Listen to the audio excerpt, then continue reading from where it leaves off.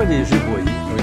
vous êtes représentant ou porte-parole de Extinction Rébellion Québec. Qu'est-ce que c'est que Extinction Rébellion Québec? Extinction Rébellion, c'est un mouvement qui est parti à Londres en octobre 2018. En fait, c'est venu d'une idée qui voulait en sorte amener les gens à prendre action davantage pour faire face à l'inaction des autorités face à l'urgence climatique. Donc, en gros, c'est les gens qui avaient l'émotion de panique après la sortie du rapport du GIEC. Ah ouais. Ils se sont dit, bon, ça n'a pas de sens, il n'y a pas d'action qui se fait. Puis, qui ont transformé cette émotion-là de panique en action. Puis, ça a commencé comme ça à Londres, ça a eu une effervescence. Puis, je te dirais que cette idée-là, elle a vraiment attiré beaucoup de monde à travers le monde. Mais ça, c'est récent, ça. Ça a commencé en octobre 2018 à Londres. Puis, justement, ici au Québec, Ouais. c'était l'idée, c'est Elsa, c'est ma collègue, qui a eu cette idée-là, justement, en 2018, à la fin 2018. Puis, on s'est rencontrés. Elle me présentait l'idée. Puis, bon, moi, je me suis levé debout. J'ai dit, ça y est, c'est là que je m'en vais m'impliquer. Moi, en fait, j'ai même travaillé à Greenpeace pendant 6 ans dans le passé. Travailler ou militer? Je travaillais pour Greenpeace comme responsable de la mobilisation. Puis, bon, j'ai acquis de l'expérience en militantisme, tout ça. Puis, je me suis vraiment dit, ça, c'est le genre de... C'est la vision un peu que j'ai de comment militer. Puis, il y avait l'aspect de désobéissance civile qui m'intéressait beaucoup. Fait que... Sans aller jusqu'à escalader la tour du CN. Ouais, c'est ça. Il y a plein de... Tu sais, c'est ça. La désobéissance civile, t'es pas obligé d'escalader des tours. Il y a plein de manières de le faire un peu plus simple. Mais oui, c'est ça. C'est Elsa qui a eu cette idée-là. Puis là, moi, je me disais, wow, j'adore ça. Fait que là, on s'est ramassé avec peut-être 5-6 personnes autour d'une bière, tu sais. Puis on s'est dit, bon, ça y est, on part ça ici au Québec. Tu sais, je tiens à vous dire, le Greenpeace, ça a commencé avec 6 étudiants à l'Université de Vancouver qui ont pris une bière. Les mouvements, ça commence souvent comme ça, là. Puis c'est ça. Puis là, on s'est dit comment on va être capable de partir ça, tu sais. Puis on est venu avec une idée, puis on l'a présenté, cette idée-là, mois de janvier, à peu près une 60aine de personnes. Puis là, plein de gens ont fait genre, c'est là-dedans que j'ai envie de m'impliquer, tu sais. Puis c'est là qu'on a vraiment commencé au Québec, je te dirais. Mais ça veut dire quoi, Extinction Rébellion? Il y a 2 mois, Extinction, Rébellion. L'extinction, bon, avec les rapports scientifiques qu'il y a eu, ceux du GIEC, on peut voir, on s'approche, là, si on va continuer comme ça, là, la trajectoire où on s'en va, là, c'est vers une 6e extinction de masse, là. Donc, c'est l'extinction de vie sur Terre, là. Donc, à tous les jours, à peu près 200 espèces qui disparaissent, là. Puis, l'humain va en faire partie si on fait rien de ces espèces-là qui peuvent s'éteindre, là. Fait que je pense que c'est plus juste une question d'écologie ou ce qu'on s'inquiète de diversité, la biodiversité. C'est rendu même une question humanitaire, là. Puis, bon, ça, c'est sûr aussi, l'environnement, ça crée le bien-être. T'as un bon environnement, t'as un bien-être, donc une espèce de justice sociale aussi là-dedans, qui se vaut, dans le fond, d'aider la population à travers le monde à avoir un environnement digne. Justice sociale dans le sens où on pollue pour favoriser une certaine caste riche de la population au détriment de celle qui vit cette pollution, là. Oui, ça fait trop longtemps que c'est comme ça. Puis regarde, c'est ça qui arrive maintenant. On arrive à un point où on approche une 6e extinction de masse. Donc, je pense que c'est ça. Là. Il faut se réveiller puis il faut se rebeller. Donc, la rébellion, on se rebelle contre l'extinction de masse. Fait qu'on se rebelle contre les activités dans ce système-là, les activités de l'élite, les activités politiques qui créent justement cette trajectoire-là qu'on approche l'extinction. Donc, nous, on se rebelle. On ne coopère plus à un système qui n'assure pas la survie des générations futures. Est-ce que dans votre mouvement, il y a des délégués ou des membres actifs de partis politiques ou des gens qui sont en politique professionnelle? Non. Dans notre mouvement, il n'y a pas nécessairement de candidats ou de futurs candidats ou députés dans notre mouvement. Par contre, c'est sûr, il y a des gens qui ont déjà été candidats, qui ont déjà été dans la scène politique dans le passé, puis qui ont décidé de passer à autre chose, puis maintenant s'impliquent. Justement, c'est une bonne chose. Ils ont une expérience que certains n'ont pas aussi. Puis, c'est ça, nous, on est un mouvement apolitique. Donc, on ne va pas favoriser un parti plus que l'autre. Donc, nous, on fait juste demander une action climatique, peu importe c'est qui. Oui, mais si on dit rébellion, il faut dire peut-être des leaders. L'histoire est riche en noms, là, qu'on ne sera pas les énumérer. Ouais. Les révolutionnaires, les grands rebelles. Qu'en est-il de... Ben, l'Extinction Rébellion, c'est rempli de leaders. C'est plein de gens qui sont prêts à être porte-parole, comme moi, par exemple, un peu partout sur la planète. C'était une erreur, des fois, dans l'histoire, justement, de mettre une personne comme le leader d'un mouvement entier. Il suffit que cette personne-là fait une erreur, dit un mot de trop. Oui. Puis là, c'est ça, on va dire que ce mouvement-là complet perd sa crédibilité. Avec les réseaux sociaux aujourd'hui, ça peut être encore pire. Encore pire. Donc, Extinction Rébellion, c'est un mouvement de plusieurs leaders, de plusieurs personnes qui prennent action. Puis, tu sais, je veux dire, si, mettons, moi, je dis quelque chose à la caméra, je veux pas nécessairement représenter tout le monde. Je représente ce que moi, je suis dans Extinction Rébellion, ce que je pense que c'est, puis ce que j'essaie de mieux que je peux représenter le mouvement. Mais par exemple, à Londres, il y a un fondateur de Extinction Rébellion qui s'appelle Roger Allen, qui lui, comme il a beaucoup d'attention médiatique. Fait que c'est sûr, ce qu'il dit a vraiment un impact sur le mouvement. Mais je pense qu'il faut faire attention à ça aussi. Mais jusqu'à maintenant, Roger Allen représente bien quand même le mouvement. Hier, il s'est fait arrêter par la police parce qu'il planifiait faire voler des drones au-dessus de l'aéroport. Justement, il a divulgué à la télé son plan de mettre des drones. Si je comprends bien, Extinction Rébellion n'est pas un syndicat organisé avec un président d'assemblée, des structures, un secrétaire général. Vous êtes plutôt genre action directe, là. Minimum de structure, maximum d'action. Exactement, tu l'as quand même bien dit. En fait, Extinction Rébellion, on a une structure décentralisée. Comment je peux l'expliquer, là, c'est un peu... tu as le cadrage, dans le fond, là, qui est les principes et les valeurs, le code d'honneur, donc qui est la non-violence, on va pas shamer des individus. Après ça, on comprend qu'on est dans un mouvement planétaire. Il y a tous des principes et des valeurs à suivre. Puis ça, c'est un peu comme le cadrage dans lequel on va jouer dans notre carré de sable après. Fait qu'après ça, là, on peut dire à n'importe qui, regarde, suis ces principes et valeurs-là, fais en sorte qu'on avance dans nos objectifs, qu'on avance dans la lutte à l'extinction, puis vas-y, dans le fond. C'est de prendre des risques et de faire confiance à la population, de prendre action au nom d'Extinction Rebellion. Puis cette manière, cette structure-là, elle est plus risquée, oui, mais au moins, elle fait en sorte qu'il y a de l'action qui se fait plus rapidement. Donc, je pense que vous pouvez peut-être le savoir, dans un syndicat, c'est long là, avant qu'on commence à aller dans les rues puis à marcher. Il y a toute une procédure, puis ça fait en sorte que ça ralentit l'action.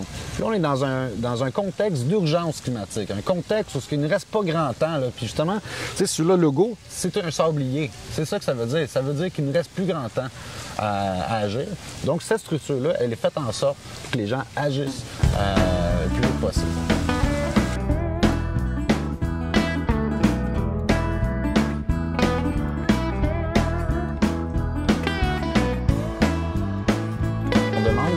Assemblée citoyenne qui serait un peu comme un jury, au fond, qui serait chargé de diriger la transition juste écologique.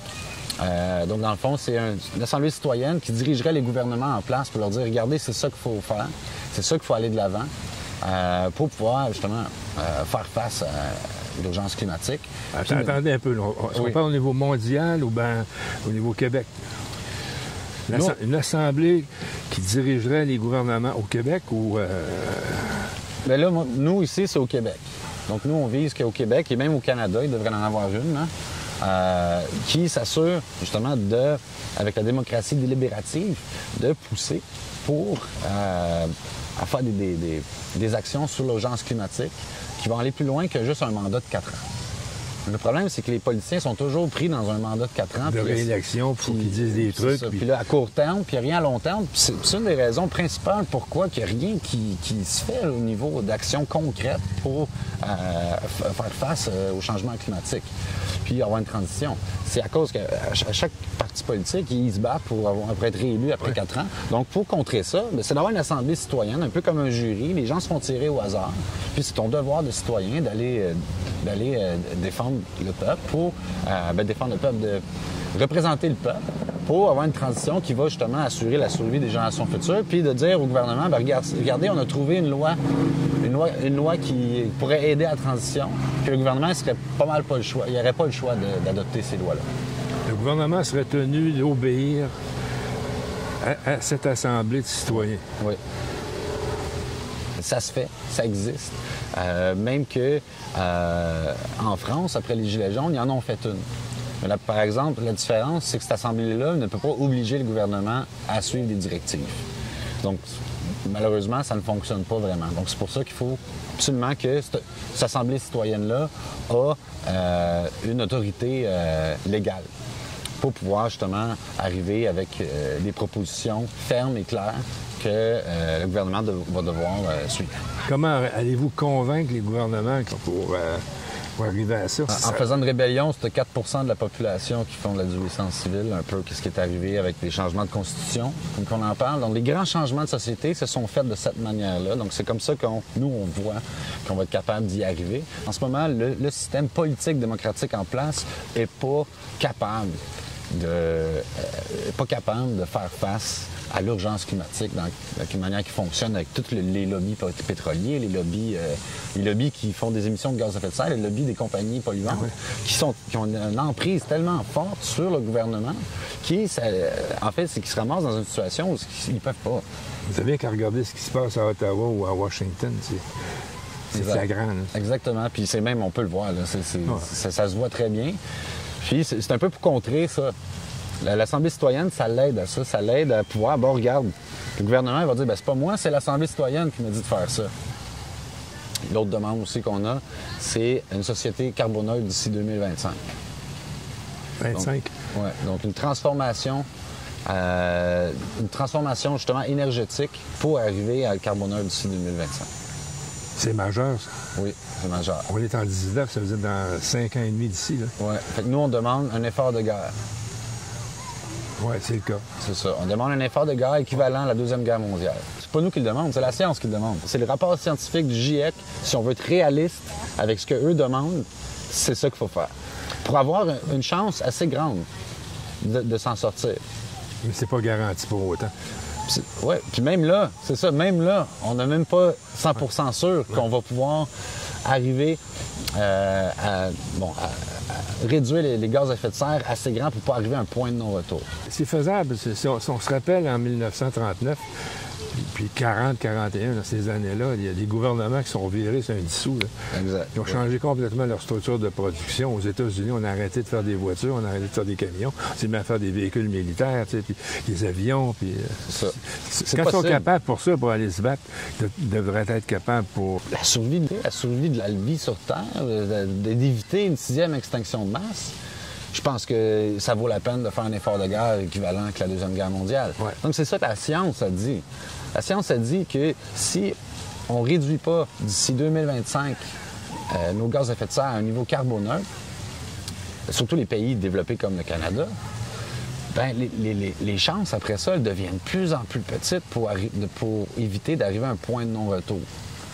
Le point de non-retour, là, c'est qu'à un moment donné, on va arriver à un point qu'on a tellement fait de CO2 dans l'atmosphère que tout ce qu'on va faire va pas vraiment... on va pas vraiment être capable de changer les choses. C'est que là, mettons, tu n'as plus de glace en Arctique. Donc, tu as l'effet albédo. À un moment donné, arrive l'acidification des océans. Oui. Donc, il y a toutes des choses comme ça que quand il arrive à un point de non-retour, là, il y a comme une sorte de chamboulement continuel qui fait que ça va produire plus de CO2. La nature elle-même va commencer à produire plein de CO2, puis elle va avoir des chamboulements catastrophiques, donc des catastrophes environnementales qui vont se produire. Puis là, ça va... Justement, tu sais, s'il y a des ouragans partout, ça va être pas mal plus dur de transformer notre société. Tu sais, c'est un peu comme... Il faut le voir comme ça. C'est qu'il ne faut pas attendre qu'il y ait des feux partout, puis des ouragans partout, puis que l'eau a monté de 5 mètres pour se dire, bon, on commence-tu à faire transformer notre société? Il faut le faire avant, quand on est capable de le faire. Il ne faut pas attendre qu'on soit rendu dans un mode de survie.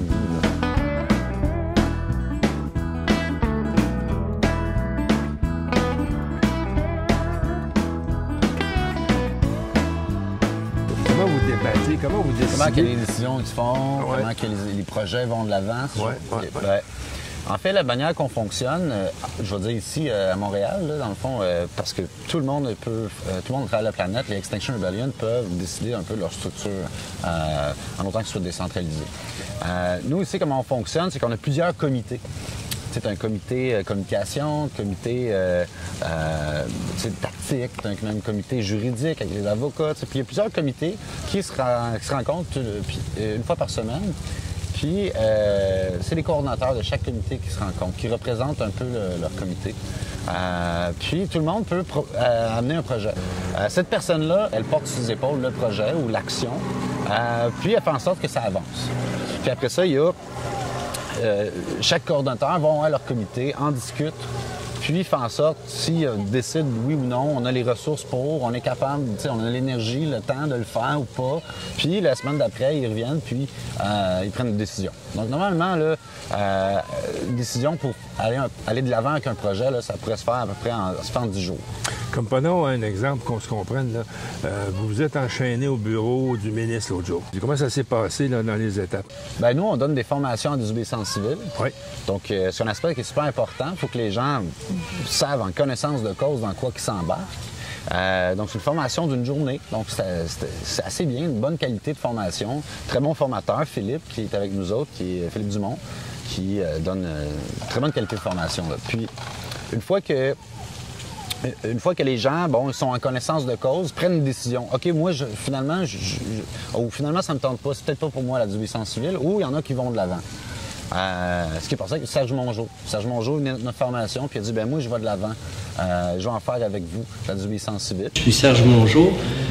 Ce que j'ai dit aujourd'hui aux gens, c'est que l'avenir de la planète me préoccupe comme il préoccupe la plupart des gens, c'est évident. Et c'est nécessaire de faire des actions radicales. Puis on s'est tous rencontrés, puis on a brainstormé. Bon, qu'est-ce qu'on fait? C'est quoi l'action qu'on veut faire? Puis on est les activistes sont arrivés avec cette idée-là d'aller s'attacher aux portes de François Legault, aux portes du bureau de François Legault, en disant l'urgence climatique est à votre porte. Les gens qui se font arrêter, là, les activistes, là, c'est eux qu'on voit, tout ça. Là. Mais il y a plein de gens derrière eux qui travaillent très fort à les aider. Il y a une équipe de support, il y a des avocats. Donc, tous ces gens-là sont là, prêts. On leur dit, regardez, il y a une action de désobéissance civile qui va se faire. Êtes-vous prêts à les supporter? Oui, c'est bon. Là, une fois que les choses sont en place, go, on y va. Donc, ça ressemble à ça un peu. Sinon, n'importe qui peut, qui a de la confiance du groupe, peut venir déposer une idée d'action. Puis encore une fois, comme je disais avant, cette personne-là, elle est porteuse de cette idée-là, elle est responsable de bien faire cette action-là, puis qui la coordonne, au fond. Donc, je m'embarque avec vous dans une action de désobéissance civile. Il peut y avoir des conséquences. Oui. Comment allez-vous m'aider? Devrais-je me débrouiller moi-même? Non, c'est sûr, si vous venez à la formation de désobéissance civile, après ça... avec vous, votre groupe, whatever, vous décidez d'aller de l'avant avec nous. Puis on s'entend sur le cadre dans lequel on va faire notre action. C'est sûr, on va donner un support. C'est un peu une promesse qu'on fait aussi entre nous. On dit, regarde, tu fais un sacrifice de ta liberté, nous, en retour, on va s'assurer d'avoir un support. Un avocat? Un avocat. Donc, nous, on a un comité juridique, on a à peu près une dizaine d'avocats qui sont là, prêts à aider, soit pro bono, forfaitaire. Donc, on accepte les mandats d'aide juridique. Comment qu'on fonctionne, c'est... Vous êtes un groupe de personnes qui fait une action de désobéissance civile. Il y a comme un panier dans lequel... mettons, toi, tu as le droit à l'aide juridique, tu mets ton mandat d'aide juridique dans le panier. Ou toi, tu as un peu plus d'argent, tu es plus aisé. Moi, je suis prêt à donner un peu d'argent. Puis on prend tout l'argent dans le panier pour défendre tout le monde. OK. Donc, c'est un peu comme ça qu'on fonctionne pour le support légal, le support de défendre, de pouvoir se défendre en cours. Oui. Vous avez des avocats qui sont plutôt spécialisés dans ce genre d'affaires-là? Ou... Si, il y en a qui ont de l'expérience justement dans le militantisme, quand il y a eu 2012. Donc, eux, c'est souvent des avocats qui ont déjà été ont déjà défendu justement des militants qui ont subi une sorte de répression policière ou qui ont subi justement des lois injustes comme la loi P6.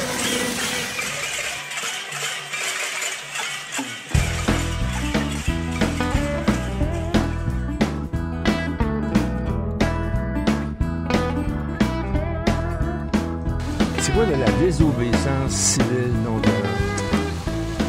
La désobéissance civile non violente, Dans le mot civil, il faut que ça soit non-violent. Juste dire désobéissance civile, ça devrait être non-violent. Donc, il y a 5 principes à la désobéissance civile. Donc, premièrement, il faut que ce soit volontaire. Il ne faut pas que tu te sentes obligé à faire la désobéissance civile. Puis, tu peux pas faire la désobéissance civile sans faire exprès. Il faut quelque chose qui soit public et assumé. Donc, tu te caches pas quand tu fais la désobéissance civile. Justement, c'est un acte public. Tu t'assumes. Tu te dis, moi, François, aujourd'hui, je désobéis parce que ça, c'est avec des revendications. C'est aussi une action qui est politique. C'est une action aussi qui est non violente en soi. Puis aussi, c'est d'une moralité supérieure. Donc, c'est pas justement juste pour tes intérêts personnels. Donc, quand tu fais la désobéissance civile, c'est pour l'intérêt commun, c'est l'intérêt de la cité, pour les gens qui y vivent. Donc, ces 5 principes-là nécessaires pour que ce soit un acte de désobéissance civile. Donc, tu en enlèves un de ces principes-là, puis ça change tout l'action que tu es en train de faire. Donc, si mettons la non-violence, justement, faites une action de désobéissance civile, mais c'est violent, vous n'allez pas créer un dilemme de la répression. Donc, la désobéissance civile sert à amener un dilemme de la répression, qui est une situation gagnant-gagnant. Dans quel sens? C'est que, par exemple, on s'attache au bureau de François Legault. Oui. Donc, c'est soit que la police nous laisse faire, parce que si la cause est juste, c'est quelque chose qui est public, assumé, qui est pour l'intérêt commun, qui est politique, vous êtes gagnant. Oui. Ils vous laissent faire. Si la police vous fait de la répression, bien, qu'est-ce qui se passe? C'est que les gens qui vont voir ça vont avoir un dilemme de la répression. Ils vont dire... Puis, naturellement, le choix s'impose. C'est qui les bons, les méchants? Bien, je pense que les bons, c'est les gens qui sont là avec une cause juste, qui font subir la répression. Donc, c'est un peu ça d'où vient le dilemme de la répression. Le mot non-violent. Est-ce que l'action non-violente vous limite dans vos gestes médiatiques? Bien, c'est important de ne pas aller trop loin qu'une définition philosophique de la non-violence, parce que tout peut être violent, puis là, ça va faire en sorte que tu deviens inactif, parce que tu veux pas faire trop de bruit, parce que le bruit peut déranger quelqu'un, puis ça peut être une forme de violence. Je veux dire, à un moment donné, il faut se faire une définition pratique. Qu'est-ce qui est pratique comme définition de non-violence pour arriver au but que tu vas aller? Je pense qu'il y a toujours un choix stratégique à faire. Donc, c'est toujours se poser ces questions-là avant de faire la désobéissance civile. Parce que la désobéissance civile, ce n'est pas une fin en soi. Donc, pas parce que tu fais une action de désobéissance civile et voilà, mission accomplie, notre but est fait. La désobéissance civile, c'est juste un pas vers ton but. Fait qu'il faut juste s'assurer que le pas va de l'avant. Pourquoi est-ce que la désobéissance civile est un moyen si efficace? À travers l'histoire, la désobéissance civile a prouvé que c'est un moyen efficace. Si on regarde avec le mouvement gandhien, Gandhi, si on regarde le mouvement à la ségrégation des Noirs, le droit de vote. Droit civique aux États-Unis. La désobéissance civile, là, à travers l'histoire, il n'a pas fallu plus que 4 % de la population qui désobéit au système pour créer un changement énorme dans la société. Il fallait même changer une constitution. Donc la désobéissance civile, c'est prouvé efficace. Puis aussi, dans une situation comme celle-ci, avec l'urgence climatique, c'est pas comme si les autres moyens n'ont pas été utilisés. Il y en a eu des pétitions. Il y en a eu des gens qui sont déposés des projets de loi au gouvernement. Il y a le pacte. Il y a plein de gens qui ont signé le pacte. Il y a eu des manifestations. On a même eu à tous les vendredis avec les jeunes, justement. Vendredi pour le futur. Je pense que ça fait du sens qu'on est rendu à une escalade des moyens de pression, qu'on est rendu à des désobéissances civiles.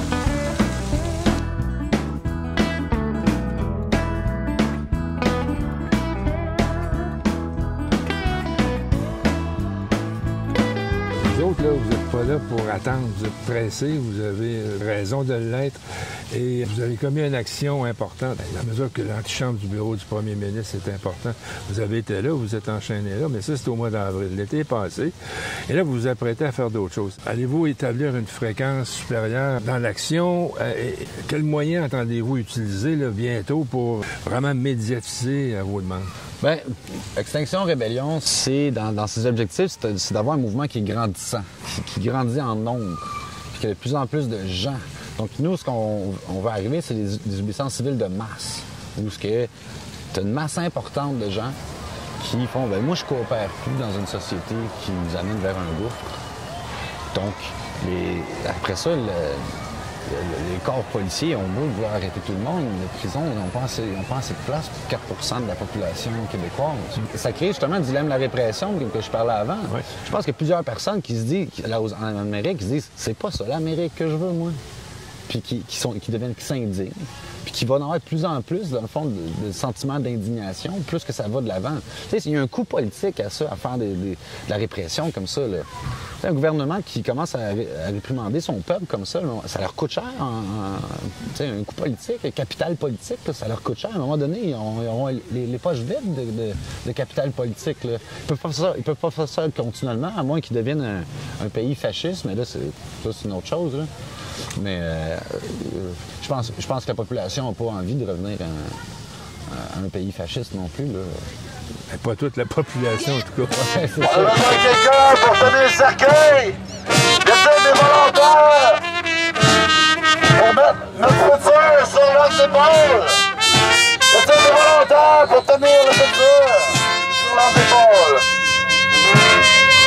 On a besoin de volontaires pour tenir le cercueil. Préférable en noir.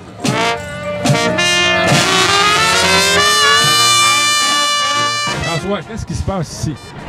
Ben, ici, on a une marche là, grandiose, des centaines de milliers de personnes ici dans les rues. C'est les gens qui s'inquiètent pour le futur.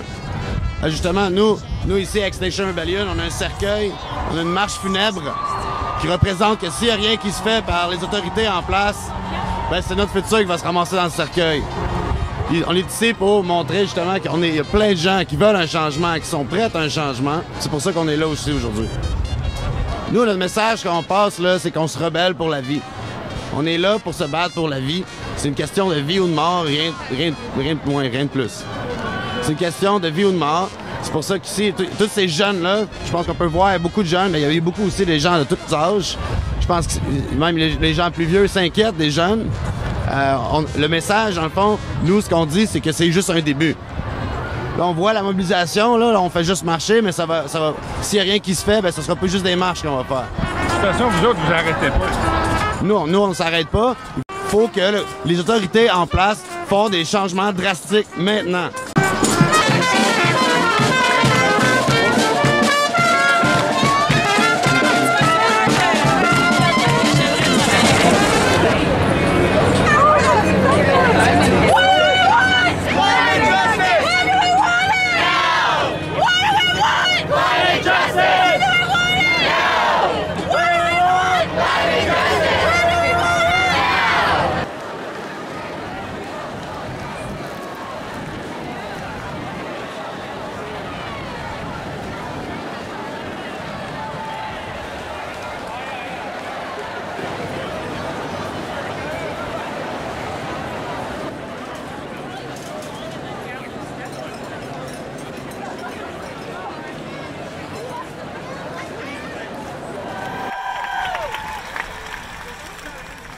And not one single time have I heard any politician, journalist, or business leaders even mention these numbers.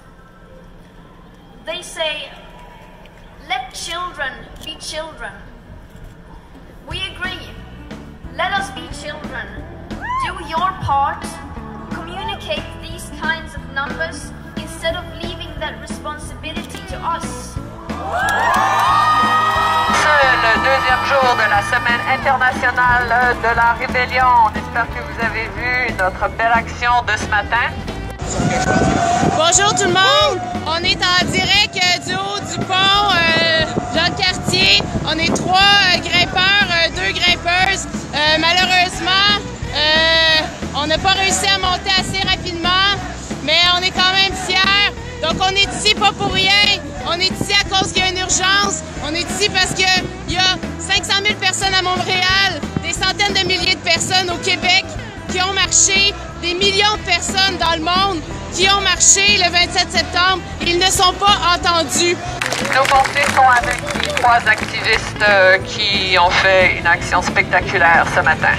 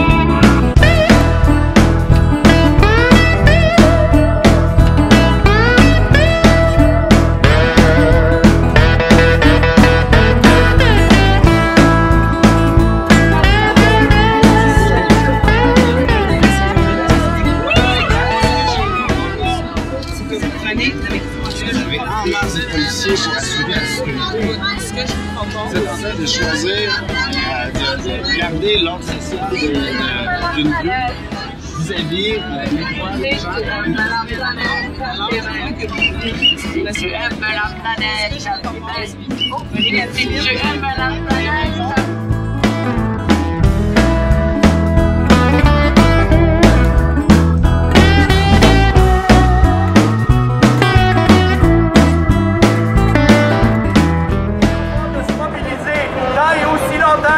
Il n'y aura pas eu des changements à la hauteur de ce que la science exige et de ce que la nature exige. Et ce que François, qu'est-ce qui se passe ici? En ce moment, c'est l'anniversaire du rapport du GIEC. Aujourd'hui même, ça fait 1 an que la communauté scientifique a lancé une alerte qui disait qu'on s'approche vers une catastrophe climatique. Ça fait 1 an qu'on le sait maintenant, que les scientifiques sont en train de nous dire qu'il y a une possibilité que l'humain s'éteint si on fait rien. Là. Ça fait 1 an que ce rapport est sorti là, qui est un peu la naissance d'Extinction Rebellion par la suite, qui est comme la naissance émotionnelle d'Extinction Rebellion. Parce que Extinction Rebellion, ça vient d'une émotion. Hein? Ça vient des gens qui sachent que on s'approche vers la catastrophe. On veut pas mourir. Ben oui. Puis ça crée l'éco-anxiété, là. Tu sais, on entend parler, là. Ben, c'est un malaise, ça. Puis en fait, ce malaise-là, le remède, là, c'est de prendre action. C'est de prendre action comme aujourd'hui, d'aller manifester, de faire la désobéissance civile. De prendre action, ça fait du bien. Puis c'est un peu comme ça que est né Extinction Rebellion. C'est né d'une émotion. Puis par la suite, bon, Extinction Rebellion a grandi aussi à cause que c'est un mouvement décentralisé. Hein? Tu n'as pas besoin de demander au siège social pour prendre action. Là. Tu peux, en autant que tu respectes les principes et les valeurs. Là, vous en avez pour la semaine. Là. Donc, c'est la semaine de rébellion. Donc, il va y avoir les actions partout dans le monde. Dans à peu près 54 pays dans le monde, les actions. Là, déjà aujourd'hui, il y a à peu près 230 arrestations, mais j'ai pas checké les nouvelles, là, mais peut-être plus à travers le monde. Donc, il y a eu 3 grimpeurs, 2 grimpeuses, 1 grimpeur qui ont grimpé le pont Jacques-Cartier ce matin, qui ont fait une action de désobéissance civile, justement, une action pour pouvoir, justement, que l'attention soit sur l'urgence climatique. Là. La semaine va continuer, il va y avoir d'autres actions, je suppose? Oui, donc il va y avoir d'autres actions, il va y avoir ce qu'on appelle des swarms. Donc c'est des gens qui vont dans les coins de rue pendant la lumière rouge avec des pancartes. Il va y avoir une manifestation à vélo, il va probablement avoir un die-in, puis il y a probablement plein d'autres choses que je suis pas au courant. Parce que tu sais, il y a peut-être des gens qui organisent puis qui m'en ont pas dit. C'est ça un mouvement décentralisé, là. Fait que oui, puis à travers le monde, il va en avoir aussi des actions, là. Oui. En tout cas, ben, bonne chance pour le reste de la semaine, puis merci beaucoup d'avoir accepté de nous raconter l'Extinction Rebellion. C'est très apprécié. Ça fait plaisir.